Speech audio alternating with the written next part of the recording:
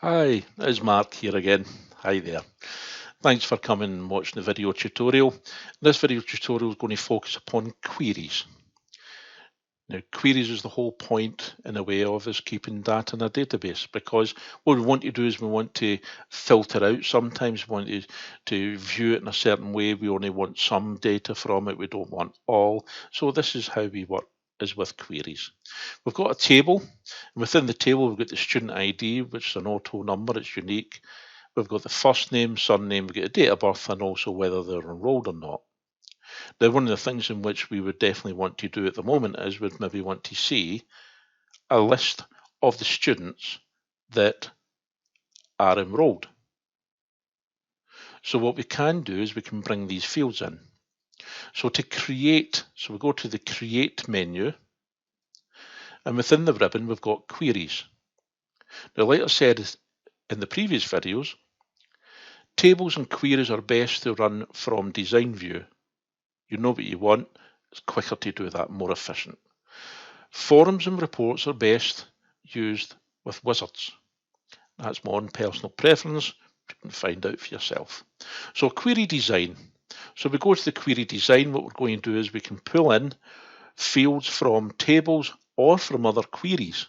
So queries can be based upon tables and fields from different tables if you have more than one table.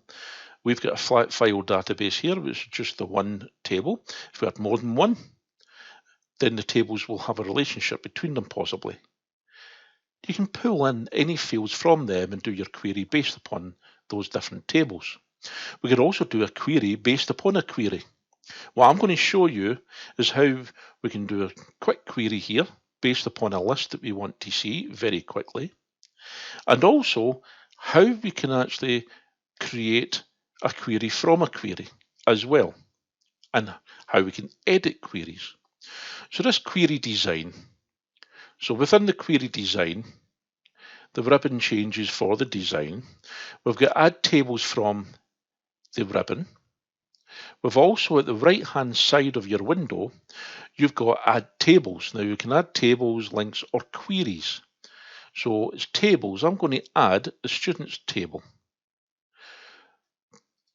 What we can do within the fields at the bottom of your query for your query design, you've got field, and there's a drop down. Within the drop down, we can tell it what fields that we want. So student ID. It knows that it's the students table. We could select from other tables if we wanted to. We can also sort from the query as well. And we can also say that we don't want to see any particular queries, any fields within the query. So we could say to show or not show. The criteria goes underneath, and we've got variables of the criteria. So the next one, what we could do is we could say first name. What we could also do is click and drag and drop the field into the next list in the next column. We can also double click from the students table list of fields. So surname, and I can double click. Now we can move these into different orders as well, so we can.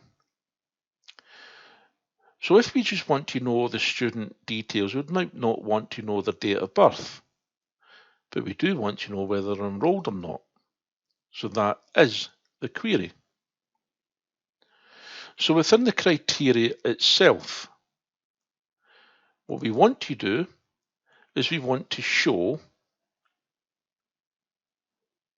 the students that are enrolled, so from this field. So what we will do is we shall type into the criteria for enrolled students, and we'll say yes.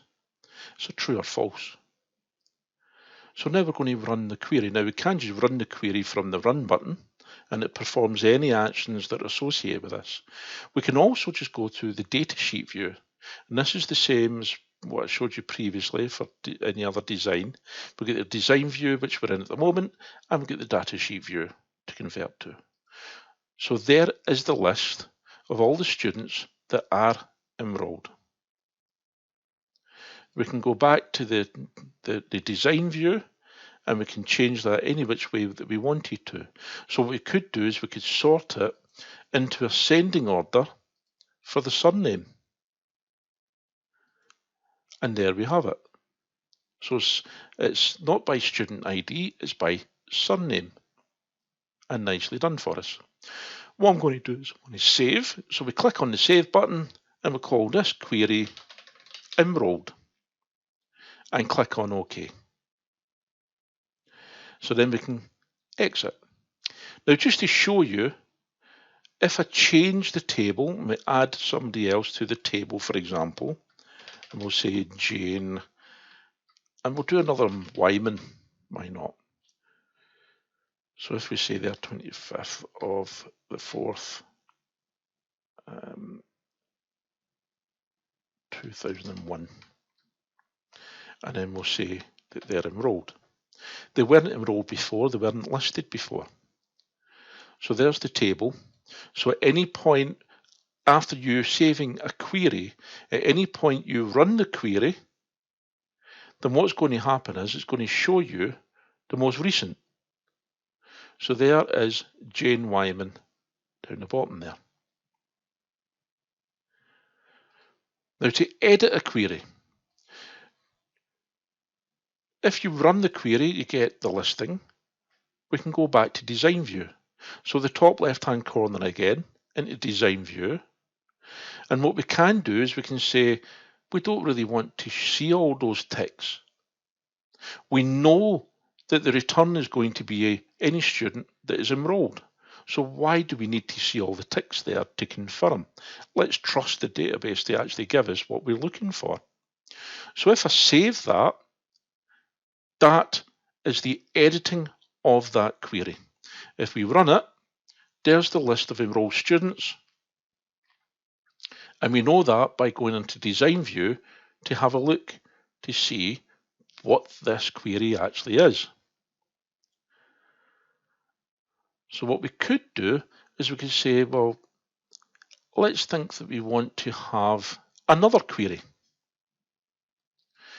So the next query is we want to know a list of all the people called Wyman that are enrolled. Okay, so we've already got a query for students that are enrolled. There it is there. Now we can see there's Wyman there, but what if you want a separate list just of Wyman with their dates of birth? Well, what we could do is we could actually go to design view. We'll pull in date of birth. We can move these fields around if we wanted to. We don't have to show that, but what we could do is we could say that the surname must be Wyman, and instead of ascending order for the surname, we'll have ascending order for their first name because they're all going to be called Wyman. Notice because it's a text field, it automatically gives us quotation marks. And if we save this, so file save as, because we do not want to save it under the same name, so it's save object as, and we want to save this one as Wyman enrolled as a query. So that's us got this query, just to confirm. So the three of them are enrolled. So what we have is the ability to find them real time, but also we can generate a query from a query. And then we can edit queries. So it's a fast way of doing it is to generate a query from a query. Have fun with your queries, have fun with your databases. Brilliant, magnificent things, so they are. Brilliant use of computers. Hope you enjoyed. Have fun. Keep learning.